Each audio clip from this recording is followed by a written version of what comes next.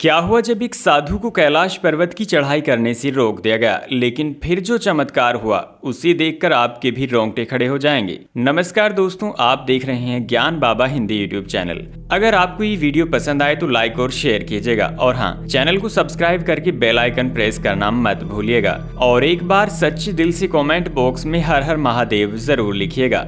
इस घटना की शुरुआत होती है एक बहुत ही बड़े दिव्य और चमत्कारी साधु महाराज से, जिनका नाम था गोपाल गिरी जी महाराज। उस समय वह भारत के अलग अलग तीर्थ स्थानों का भ्रमण करके धर्म लाभ ले रहे थे। वे भगवान पशुपतिनाथ जी के दर्शन करने काठमांडू पहुंचे। तब उन्हें यह जानकारी मिली कि काठमांडू से ही कैलाश मानसरोवर यात्रा शुरू की जाती है। गोपाल गिरी महाराज जी का बचपन का सपना था कि वे कैलाश पर्वत की परिक्रमा करें। मौका भी अच्छा था और उसे भगवान की मर्जी मानकर वह यात्रा की ओर आगे बढ़े। उन्होंने काठमांडू से करीब 1 घंटे की यात्रा की और फिर फ्रेंडशिप ब्रिज पर पहुंचे, जहां पर मानसरोवर यात्रियों की जांच चीनी अधिकारियों द्वारा की जाती है।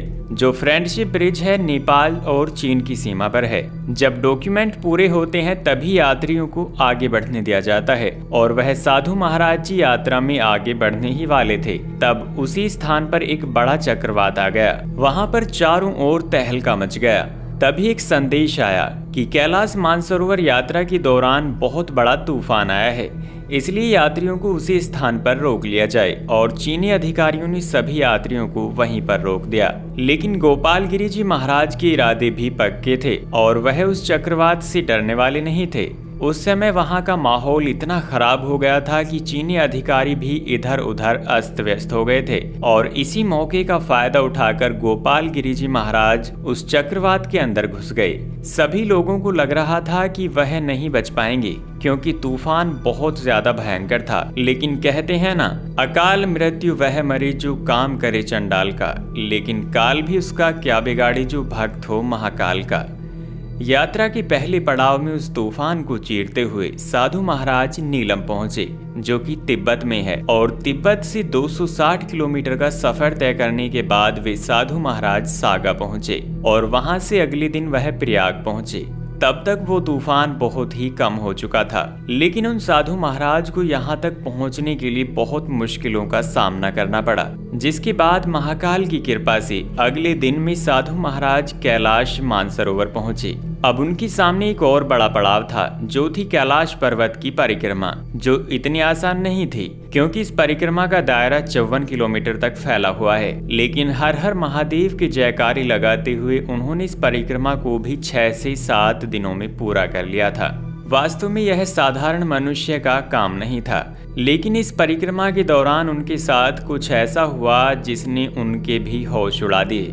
दरअसल वहां उपस्थित एक गुफा में एक बच्ची दिखाई दी। शायद वह तूफान में अपने माता पिता को ढूंढ रही थी, क्योंकि वो उनसे अलग हो चुकी थी। उन साधु महाराज ने उस बच्ची की जान बचाई और उसे अपने कंधे पर बिठाकर पुनः काठमांडू के लिए रवाना हुए। गौर करने वाली बात तो यह थी कि फ्रेंडशिप ब्रिज पर अभी तक चक्रवात बना हुआ था। तभी वहां खड़े अधिकारी लोगों ने देखा कि उस चक्रवात को चीरकर कोई व्यक्ति बाहर आ रहा है, जिसके बाद उस साधु महाराज और छोटी बच्ची को देखकर सभी लोग बहुत आश्चर्यचकित हो गए और सभी ने उनसे सवाल किया कि क्या आपको अपनी जान की परवाह नहीं है? आप अपनी जान को मुश्किल में डालकर इतने बड़े चक्रवात से लड़ गए। तब उन साधु महाराज ने कहा कि यह सब तो मेरे महाकाल का आदेश था, वह मेरे द्वारा इस छोटी बच्ची के प्राण बचाना चाहते थे। दोस्तों, इस घटना को लेकर आपकी क्या विचार हैं? हमें नीचे कमेंट बॉक्स के माध्यम से जरूर बताइएगा और अगर यह वीडियो पसंद आई हो तो लाइक करके अपने दोस्तों के साथ शेयर जरूर कीजिएगा। मिलते हैं अगली किसी वीडियो में, तब तक के लिए धन्यवाद।